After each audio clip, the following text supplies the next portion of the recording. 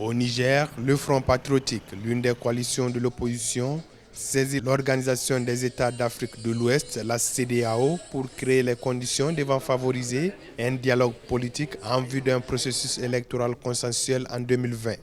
Nous avons demandé à la CEDEAO de s'impliquer, de s'intéresser à ce qui se passe au Niger. Nous avons peur que le gouvernement ne veuille préparer un coup de force, un hold-up électoral, utiliser les moyens des lois qu'il s'est taillé lui-même sur mesure pour organiser un passage en force en 2020. Depuis 2017, l'opposition refuse de siéger à la commission électorale. Elle conteste le nouveau code électoral élaboré et adopté en juin par le Parlement. Selon le Front de l'opposition, cette décision de saisir la CEDEAO intervient après l'échec de plusieurs tentatives initiées pour un code électoral consensuel et une CENI indépendante. Dire que le processus électoral actuel n'est pas inclusif.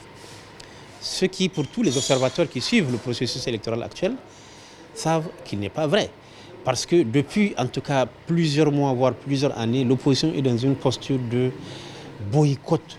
La Commission nationale électorale indépendante du Niger, CENI, a dévoilé en août 2019 le calendrier des prochaines élections fixant au 27 décembre 2020 le premier tour de la présidentielle, couplé aux législatives et des élections municipales et régionales le 1er novembre 2020.